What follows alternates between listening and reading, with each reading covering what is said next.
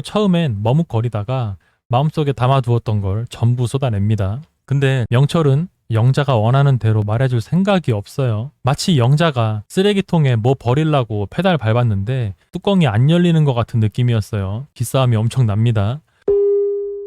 안녕하세요. 용철입니다. 이번에 4일차 선택이 있었죠. 영자가 영철을 선택했습니다. 드디어 이 둘의 1대1 데이트가 성사가 된 거죠. 근데 차 타고 밖에 나가서 식당도 가고 카페도 가는 그런 게 아니라 그냥 선택한 그 자리에서 돗자리 깔고 샌드위치를 먹는 좀 초라한 데이트였습니다. 어쨌든 드디어 이 둘이 데이트를 하게 됐는데 완전 아사리판이 됐죠. 데이트가 아니라 그냥 말싸움, 기싸움만 하는 자리가 돼버렸습니다. 절대로 양보할 생각이 없는 영자와 영철이 왜 이렇게 된 건지 이 둘의 서사를 한번 보겠습니다. 먼저 1일차입니다. 첫인상 선택에서 영철은 영자를 선택했지만 영자는 경수를 선택했죠. 여기서부터 영철은 영자한테 좀 서운한 느낌이 들었습니다. 영철이 혼자 외롭게 차 타고 숙소로 오면서 영자한테 약간의 배신감을 느꼈죠. 첫 만남에 서로 같이 호탕하게 웃으면서 통한 줄 알았는데 영자는 아니었던 겁니다.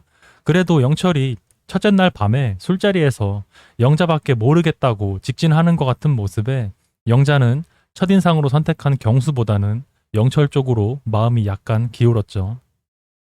근데 문제는 2일차 자기소개 끝나고 나서부터였습니다. 영철이 분명히 자기소개 때 영자만 알아보고 싶다고 대놓고 선언을 해놓고 영숙의 신문지 발언에 눈이 돌아가서 첫 번째 데이트 선택을 영숙으로 해버렸죠.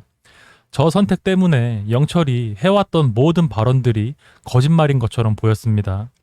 첫째 날 저녁 술자리에서 영자밖에 모른다고 했던 게 진짜로 영자 말고 아무도 몰라서 그랬다고 변명을 했는데 다음날 자기소개에서 영자만 알아보고 싶다고 말해버린 것 때문에 전부 거짓말이 됐고 자기소개 이후에 영숙을 선택함으로써 영자만 알아보고 싶다고 한 것도 거짓말이 돼버렸죠. 자기소개 듣고 생각이 바뀔 수도 있는 거 아닌가 할 수도 있는데 그러면 이제 생각이 짧은 거죠. 자기소개에서 대놓고 이름까지 말하면서 한 사람만 알아보고 싶다고 하는 사람을 처음 본 것 같아요. 그래놓고 몇 분 뒤에 다른 여자로 마음을 바꿔버린 것도 레전드입니다. 그리고 영숙의 신문지 발언 때문에 씩씩해 보여서 선택했다는 것도 거짓말 같은 게 선택 직후에 영자랑 얘기할 때 나는 너 선택했는데 너는 나 선택 안 하지 않았냐. 나 숙소로 오는 길에 너무 외로웠다고 했습니다. 결국 첫인상 선택을 못 받아서 영자가 괘씸해졌고 나도 너 선택 한번 안 할래. 이런 식으로 기싸움을 걸었던 것 같아요. 근데 막상 선택해놓고 본인도 미안한지 2일차 선택 직후에 한 번, 데이트 끝나고 2번, 이렇게 총 3번이나 영자를 찾아갔습니다. 선택 직후의 대화에선 영숙 먼저 알아보고 너한테 가겠다고 했고 데이트 후에 찾아갔을 땐 영자한테 비타민이랑 숙취 해소제까지 챙겨줬습니다. 그러니까 영철이 영자한테 대화하자거나 산책하자는 말은 2일차에 하긴 했어요. 근데 지금의 영자는 3번이나 찾아온 거 난 모르겠고 내가 필요할 때 오지 않았기 때문에 영철한테 기분 상해죄를 묻고 있는 거죠. 이미 2일차부터 이 둘은 주도권을 놓고 기싸움을 시작한 겁니다. 그렇게 2일차 저녁 술자리가 시작됐고 공용 거실에 있던 영철을 영숙이 불러 세웁니다.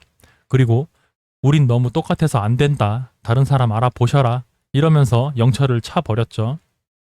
그렇게 영철이 영숙한테 차이고 침울한 상태로 공용 거실에 갔는데 영자랑 영수가 발을 맞대면서 꽁냥거리는 걸 보게 된 겁니다.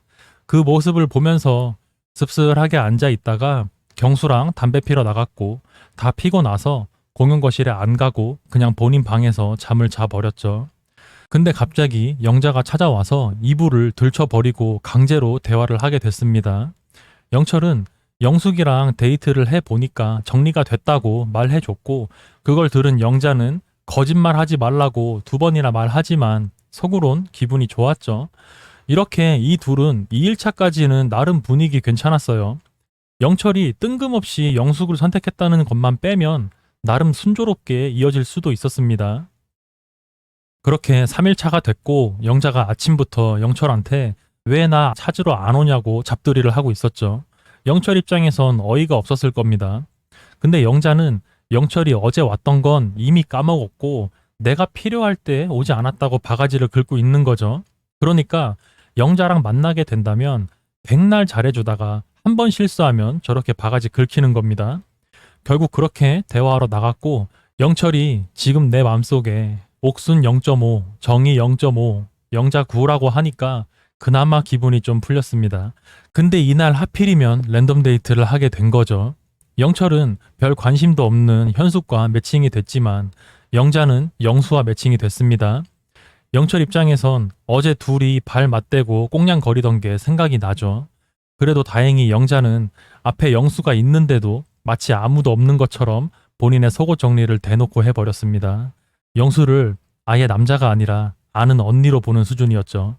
그렇게 랜덤 데이트가 끝나고 영철과 영자는 공용거실로 가는 길에 팔짱을 끼고 가게 됐습니다. 이제 더 이상 다른 사람 알아볼 필요 없다는 듯한 모습이었죠. 근데 또 문제가 생깁니다. 식사 자리가 끝나고 치울 때 영철이 나 설거지 태어나서 한 번도 안 해봤다고 해버린 거죠. 이걸 가지고 둘이 또 나 설거지 시킬 거냐, 그럼 내가 다 하냐, 이런 식으로 기싸움을 합니다. 근데 이때까지도 괜찮았어요. 그냥 돌싱이니까 할 수 있는 주도권 싸움 정도로 봐줄 수 있는 수준이었습니다. 근데 진짜 문제는 4일차 아침부터죠. 영자가 갑자기 콩깍지가 벗겨진 겁니다. 귀여워 보였던 모습들이 이제는 허세에 찌든 건달처럼 보이고 영숙이랑 정리했다고 한 게 사실은 영숙한테 차이고 나한테 온 거라는 것까지 알게 됐습니다. 그리고 사별 후에 2명의 아이를 키우면서 체육관을 12년 동안 운영한 게 기특하고 대단해 보였는데 알고 보니 영철의 어머니 때문이라는 걸 알게 됐죠. 양육이나 집안일을 전부 영철 어머니가 하신 겁니다. 제가 볼 때 사실상 경수랑 똑같다고 봅니다.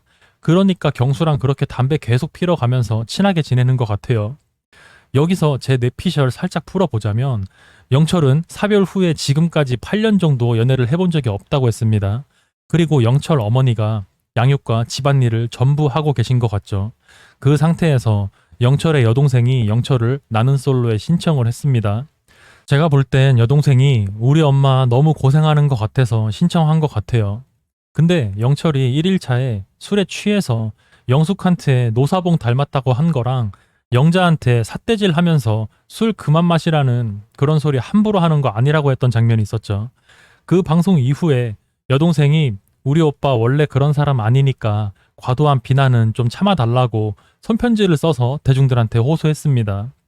그러니까 영철은 그냥 지금 이대로 어차피 엄마가 집안 살림이랑 양육까지 다 해주니까 나는 그냥 체육관 가서 후배들이랑 놀고 아우디 타면서 가오잡고 다니는 게 좋았는데 괜히 동생이 엄마 불쌍해서 나는 솔로 신청했다가 이 사단이 나니까 급하게 손편지를 쓴 것 같다는 생각이 들었습니다. 동생은 그냥 단순하게 오빠를 새장가 보내면 우리 엄마도 이제 고생 그만하겠지? 이런 생각이었는데 일이 커진 거였죠. 영철의 이런 상황을 눈치 빠르게 파악한 영자가 이 남자 겉만 번지르르한 건달 같고 같이 살면 육아랑 집안일 거들떠도 안 보겠구나 이런 계산을 하게 된 거죠. 그렇게 4일차 아침이 됐고 영자의 콩깍지가 벗겨진 상태로 여자들이 선택을 하게 됐습니다. 이미 4일이나 지난 이 시점에 다른 사람 선택하기도 애매하니까 영철을 선택할 수밖에 없었죠. 그리고 처음엔 머뭇거리다가 마음속에 담아두었던 걸 전부 쏟아냅니다. 마치 영철을 감정 쓰레기통처럼 대하는 느낌이었어요. 나한테 왜 반말 안 하냐, 나만 하니까 이상하다, 설거지랑 고기 굽는 건 왜 안 해본 거냐, 결혼 생활할 때 대체 뭘 했냐, 그리고 여자 숙소에 한 번이라도 나 찾으러 온 적이 있냐 등등 그냥 2판 4판으로 따지고 듭니다. 근데 영철이 나름 변명을 잘 하면서 넘어가다가 거짓말을 하게 되죠. 여자 숙소에 한 번이라도 와서 산책하자고 한 적이 있냐는 질문에 촬영 대기 때문이라고 대답을 해버렸습니다. 이 거짓말 때문에 영자한테 주도권이 넘어갔어요. 처음부터 그냥 내가 연애를 안 한 지 오래돼서 잘 몰랐어. 오늘부터 산책 자주 하자 우리. 이랬으면 저렇게까진 되진 않았을 것 같은데 영철은 영자가 원하는 대로 말해줄 생각이 없어요. 사사건건 전부 핑계를 대고 심지어 거짓말까지 해가면서 자기 변호를 한 겁니다. 마치 영자가 쓰레기통에 뭐 버리려고 페달 밟았는데 뚜껑이 안 열리는 것 같은 느낌이었어요. 기싸움이 엄청납니다. 이전 기수 중에 비슷한 상황이 하나 있었죠. 바로 30기 영숙이랑 영호입니다. 그 둘도 기싸움만 주구장창 하다가 결국 최종 커플까지는 안 됐죠. 어쨌든 이번 32기 영자와 영철도 이렇게 서로 상처만 입히다가 끝날 것 같았는데 도시락 데이트가 끝나고 영철이 남자답게 영자를 찾아갑니다. 여기까진 좋아요.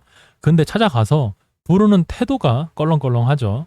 주머니에 손 딱 넣고 영자 또 울고 있어? 이런 식으로 말을 겁니다. 영자는 조금 있다가 하자 그래놓고 그냥 낮잠을 자 버렸죠. 만약에 영철이 숙소 갔을 때 영자야 산책 가자라고 했으면 친근하게 반말도 한 거고 산책도 가자고 했으니까 잘하면 영자의 기분이 조금이나마 풀렸을 수도 있습니다. 근데 그렇게 하기엔 영철의 자존심이 허락을 안 하는 겁니다.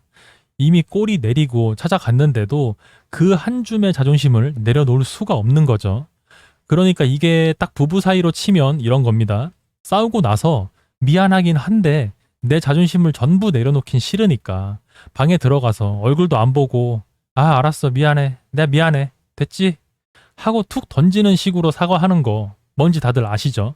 이왕 사과할 거 주머니에서 손 딱 빼고 따뜻하게 영자야 바람 쐬러 갈까? 이렇게 했으면 풀렸을 것 같은데 그 한 줌의 자존심을 못 내려놓고 껄렁하게 가니까 결국 하고도 욕먹고 상황만 더 악화시켜버리는 겁니다. 실제로 다음 화 예고편에서 이 둘이 대판 싸우는 모습이 나왔죠. 둘 중 한 명이 자존심을 내려놓고 양보를 할지 아니면 그냥 그대로 파국으로 끝날지 기대가 됩니다. 정리하자면 초반엔 분위기 좋았는데 이제는 서로 양보도 안 하고 자존심도 안 내려놓고 엇나가는 이 두 사람이 참 안타깝네요. 감정 쓰레기통 시즌2도 많이 기대해주세요. 이상 시청해주신 분들 감사합니다. 구독 한 번씩 눌러주세요. 영철이었습니다.